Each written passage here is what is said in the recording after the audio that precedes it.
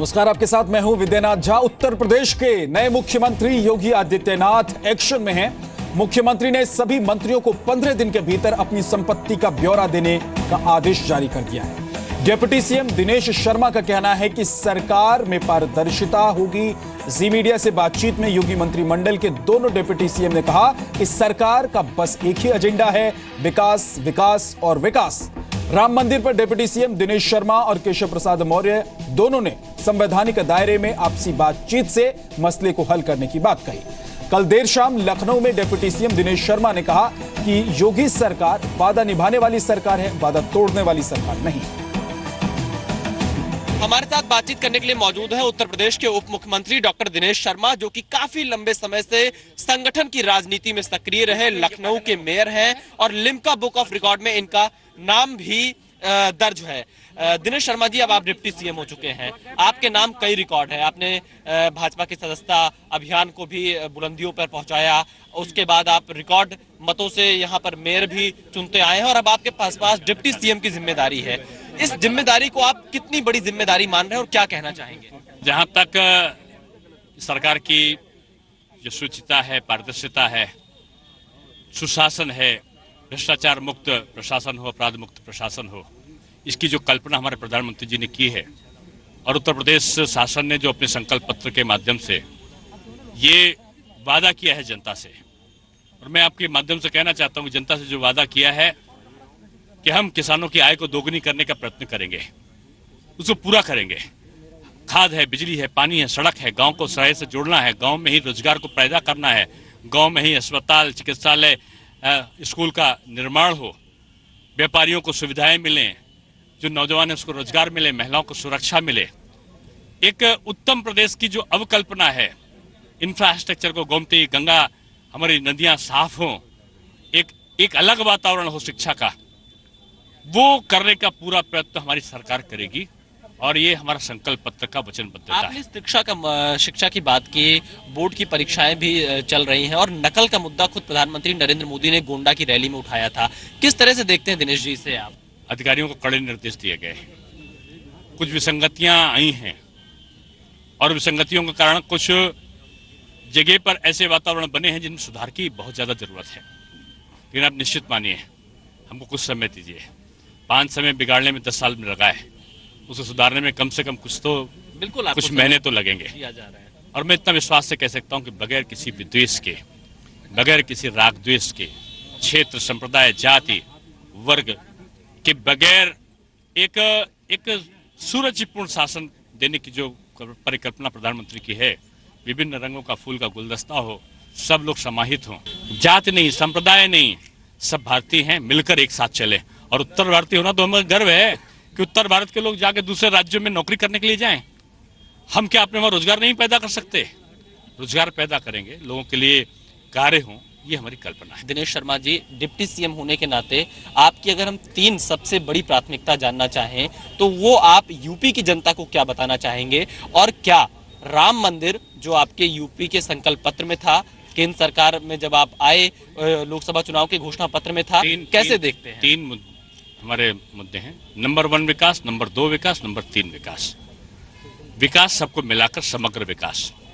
और जहां तक श्री राम जन्मभूमि निर्माण का प्रश्न है, हमारे संकल्प पत्र में स्पष्ट अभिमत है और हम सारा जो संकल्प पत्र है उसके अनुसार हम लोग काम करने का पूरा प्रयत्न कर रहे हैं। उसमें है कि सर्वानुमति के अनुसार या न्यायालय के द्वारा निर्णय।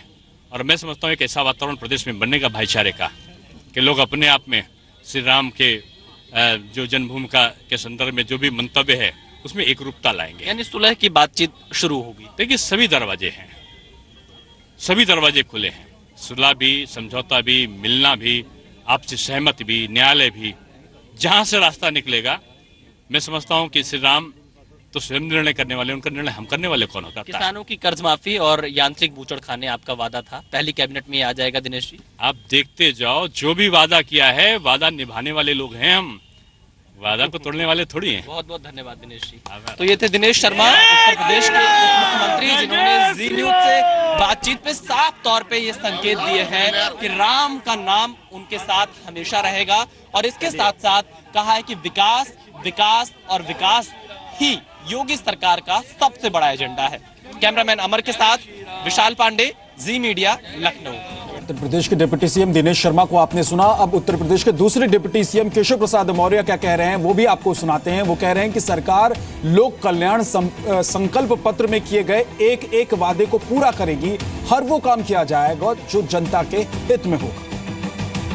हमारे साथ बातचीत करने के लिए मौजूद हैं उत्तर प्रदेश के उप मुख्यमंत्री केशव प्रसाद मौर्य, जो कि यूपी बीजेपी के प्रदेश अध्यक्ष भी हैं और लगातार संगठन के लिहाज से पूरे चुनाव भर में इन्होंने काम किया है। केशव मौर्य जी, संगठन संभाला, अब सरकार की जिम्मेदारी है। दोनों में ज्यादा आसान और चैलेंजिंग क्या आपको लगता है? देखिए, जो काम करने वाले होते हैं उनके लिए कोई चैलेंजिंग नहीं होती है, लेकिन हाँ, उत्तर प्रदेश को 14 सालों में सपा बसपा ने मिलकर बर्बाद किया है। हमको उत्तर प्रदेश को बहुत आगे लेकर के जाना है।